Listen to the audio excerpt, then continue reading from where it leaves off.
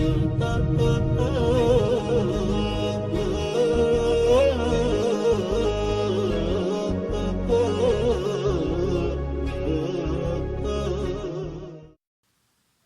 بالله من الشيطان الرجيم بسم الله الرحمن الرحيم وصلى الله وسلم بارك على سيدنا محمد وعلى آله وأصحابه أجمعين. Nous voilà entrés dans la quatrième séquence. Nous avons divisé la vie du prophète sallallahu alayhi wa sallam en 4 séquences. Première séquence, donc sa vie de 0 à 25 ans. La deuxième séquence, nous l'avons intitulée la période mécoise. La troisième séquence, nous l'avons intitulée la période médinoise. Donc, logiquement, nous nous orientons vers la fin de sa vie dans laquelle nous avons ce qu'on appelle al-Fath, Fath al-Islam, donc l'ouverture. Al-Fath, on peut l'appeler ouverture, on peut l'appeler conquête, on peut l'appeler... Je préfère le mot ouverture, comme on l'a vu précédemment. Les autres termes peuvent faire référence à des idées propagées, telles que la conquête avec le glaive, avec le sang, alors qu'on a bien vu que les premières années, les 30 premières années se sont déroulées avec très peu de morts dans les comment on pourrait dire, les ripostes ou les face-à-face qu'il y a pu y avoir sur des champs de bataille. Mais en réalité, l'islam s'est très facilement propagé, donc parce qu'il y a eu un accueil dans les peuples. Et d'ailleurs, même après, lorsque l'on constate aujourd'hui ce 1,5 milliard de musulmans, là où l'islam est majoritaire, donc contrairement à ce qu'on pourrait croire, c'est pas au Maghreb ou chez les Arabes, mais c'est bel et bien chez les Asiatiques. Eh bien, l'histoire de la venue de l'islam et de l'accueil qui en a été fait dans ces régions du monde, eh bien, ça s'est fait essentiellement par le commerce. Donc voilà notre quatrième séquence, Fath al-Islam, l'ouverture de l'islam. Ici, il s'agit de le pacte de Hudaybiyah. Nous sommes arrivés donc à un moment de la vie à Médine où le prophète sallallahu alayhi wa sallam a fait un rêve. Il a fait un rêve dans lequel il se voit faire l'Umrah, il se voit faire le pèlerinage. Donc le Umrah, c'est le petit pèlerinage. Donc il raconte son rêve à ses compagnons. Et donc tous, alors vous savez que les rêves ont une place très importante. Je ne parlerai pas au passé, pour commencer à tisser des ponts. Vous savez, quand on arrive à la fin de la vie de cet homme, on pourrait être tenté de fermer le livre sur sa vie et se retrouver seul, assis sur son fauteuil ou sur sa chaise, à rêver cette vie qu'on n'a pas eue, à rêver cette époque dans laquelle on n'est pas né. Mais subhanallah, vous verrez que, et c'est ce que je vais faire durant toute cette séquence, vous verrez que les ponts, les liens et l'opportunité qui nous est donnée à chacune et à chacun d'entre nous qui entendons cette histoire, cette vie merveilleuse, et que nous racontons non pas pour plaire ou pour comment dire, se complaire dans une légende qu'on écoute, une belle histoire, comme lorsqu'on sort d'un bon film au cinéma et qu'on ait encore les yeux pleins d'étoiles et le cœur qui vibre, et tous ces effets-là s'estompent parfois dans les quelques minutes qui suivent, dans les quelques heures, ou en tous les cas après une bonne nuit de sommeil.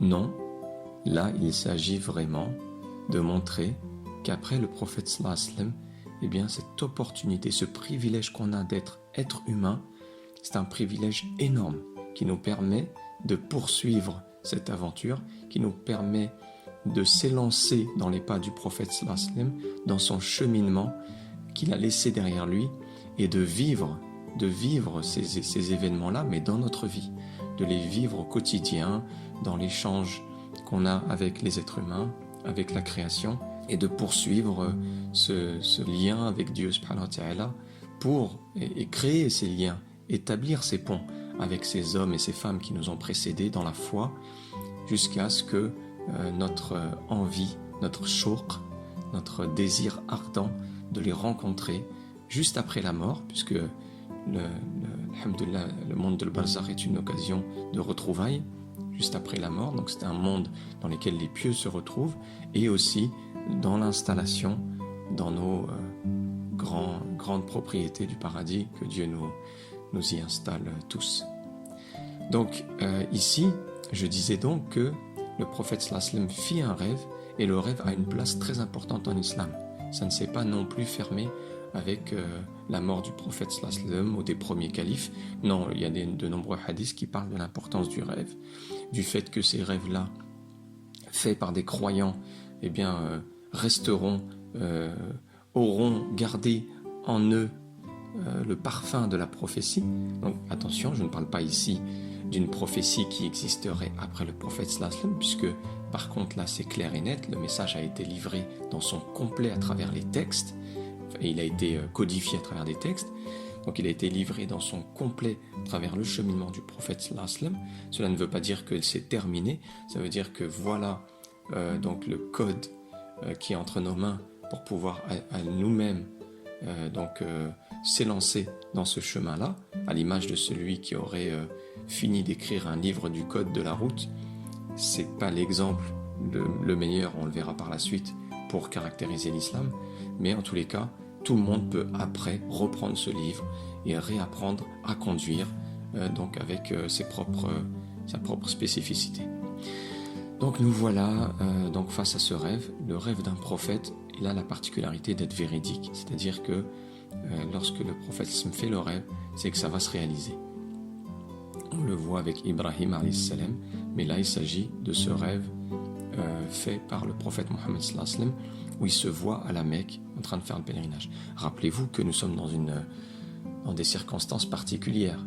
Les musulmans et les Mécois sont en guerre, ils sont en conflit, ils sont en tension. Donc les Médinois continuent à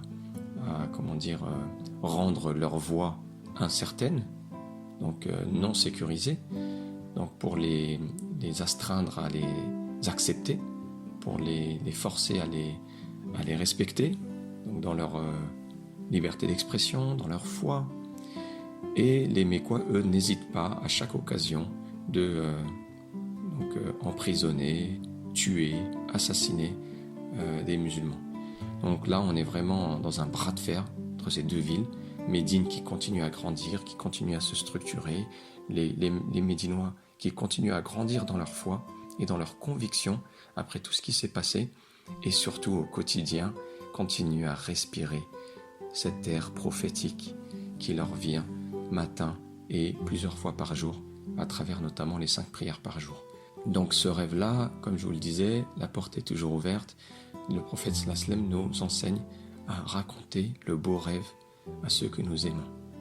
Donc j'irai pas plus loin dans l'explication, compte tenu du temps qui me reste pour présenter cette sira, cette biographie du prophète sallallahu alayhi wa sallam. Donc nous voilà en l'an 6 de l'Hégire. Donc vous voyez que tout s'accélère.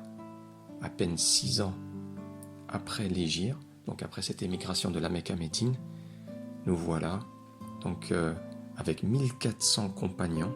Ça continue à grandir, des Mécois qui ont pu s'enfuir pour venir se convertir à l'islam, des tribus voisines qui sont venues faire grossir ce corps de croyants, et donc les voilà partis pour la Mecque.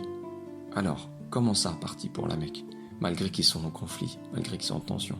Eh bien, leur conviction qu'ils vont faire le pèlerinage cette année est tellement grande, eh bien qu'ils se mettent en état de ihram, donc c'est ces 2 tuniques blanches. Sachez qu'il n'y a jamais eu de pèlerinage musulman avant cela. Ça veut dire que les compagnons vont découvrir avec le prophète sallallahu alayhi wa sallam, à travers le prophète sallallahu alayhi wa sallam, le pèlerinage. Donc imaginez cette joie pour ces compagnons. Ils en oublient même l'adversité qui est en face. Ils vont faire ce pèlerinage, ils vont retrouver la Mecque, et ils sont tous prêts à y aller. Donc les voilà en chemin.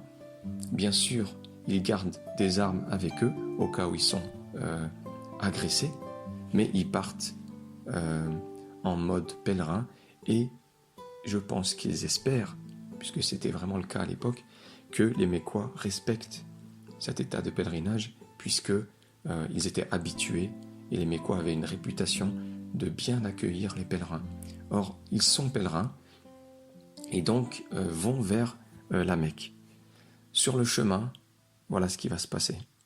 Plus exactement, arrivé à Hudaybiyah, eh bien, les Mécois envoient une petite armée.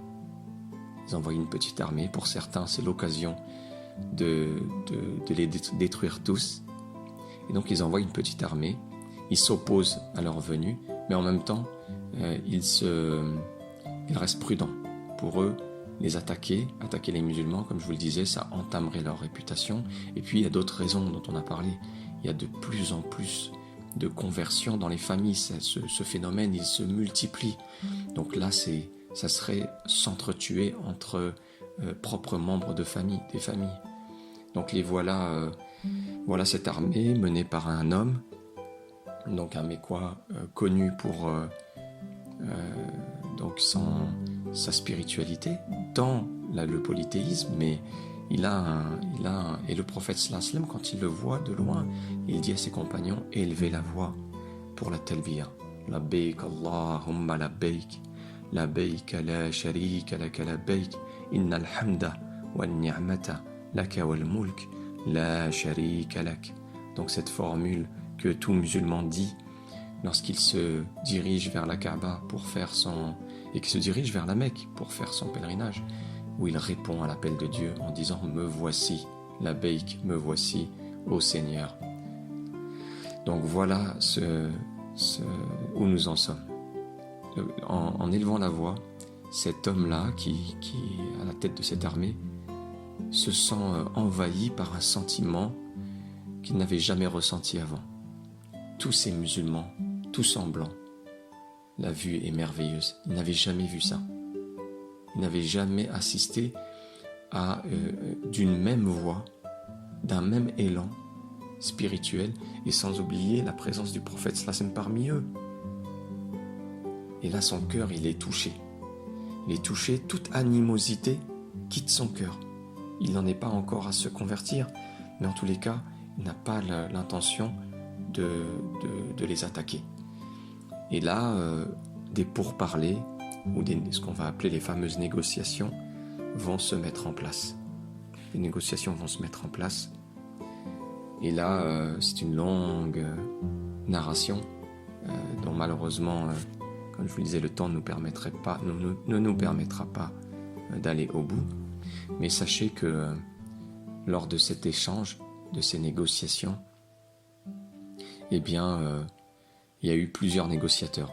Donc le premier négociateur, donc il n'avait pas tant de pouvoir que ça de la part des Mécois, mais lorsqu'ils ont vu qu'il s'agissait d'une opportunité de faire un vrai pacte de paix qui arrangerait les Mécois, eh bien les Mécois ont envoyé un vrai négociateur qui avait les pouvoirs, qui avait les pleins pouvoirs pour pouvoir négocier, et qui était un négociateur connu. Lorsque le prophète sallallahu alayhi wa sallam l'a vu arriver, il a dit là, ça va devenir sérieux, dans le sens où ceux qui nous ont envoyés avant, c'était subhanallah, comment cette connaissance des gens, cette connaissance des personnalités de la Mecque. Et donc cette personne qui vient auprès du prophète sallallahu alayhi wa sallam commence à négocier avec le prophète sallallahu alayhi wa sallam. Et à plusieurs reprises, en discutant avec le prophète sallallahu alayhi wa sallam, en essayant de toucher sa fibre tribale, mais toi tu fais partie des nôtres, et il met sa main sur la barbe du prophète sallallahu alayhi wa sallam d'une manière familière. Et un compagnon à côté, avec un fourreau, avec son épée dans le fourreau, il pose le fourreau sur la main de cet homme, et en laissant le poids tomber sur sa main, lui fait enlever sa main doucement de la barbe du prophète sallallahu alayhi wa sallam. Son cœur n'accepte pas qu'on puisse attraper la barbe du prophète sallallahu alayhi wa sallam de cette manière. Son cœur, cet homme qui a fait grandir, comme tous les compagnons, un amour inimaginable vis-à-vis du prophète sallallahu alayhi wa sallam, son cœur n'accepte pas. Comment cet homme-là, qui est polythéiste, ose mettre sa main sur la barbe de notre bien-aimé sallallahu alayhi wa sallam. Et là, donc l'homme, il voit ça, mais il dit rien. La deuxième fois, en discutant, il remet la main sur sa barbe et lui refait tomber sa main. La troisième fois, Là, il lui dit, écoute, donc le compagnon, il prend la parole. La prochaine fois que tu mets ta main sur la barbe du prophète, je te la coupe. Et là, il est choqué. Il se retourne vers lui. Il lui dit, mais t'es qui, toi? Parce qu'il ne le voyait pas, il avait un foulard autour du visage. Donc là, il s'agissait d'un notable. Donc il n'est pas habitué à ce qu'on lui parle de cette manière, avec une telle certitude, une telle conviction, avec une telle vigueur. Et lorsqu'il enlève son foulard, là, il reconnaît une personne de la famille, d'une famille qui les a aidés, envers qui ils ont eu une dette. Donc il lui dit, si ce n'était pas toi, jamais je n'aurais accepté une telle parole.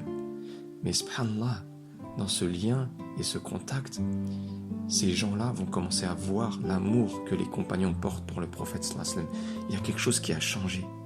Il y a quelque chose qui s'est transformé en ces hommes. Leurs yeux ne sont plus ces yeux égarés, ces yeux qui cherchent leur route.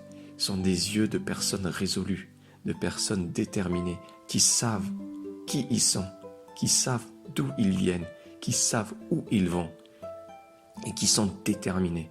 Donc ça, ce sentiment-là, beaucoup vont en faire part. Beaucoup vont faire part de ce sentiment-là, de la relation qui s'est établie entre les compagnons et le prophète sallallahu alayhi wa sallam. Et d'ailleurs, beaucoup vont se convertir par la suite, vous allez le voir. Donc dans les négociations, le pacte qui est établi est en apparence en défaveur des musulmans. Il est en apparence en défaveur des musulmans. On signe une paix de 10 ans, mais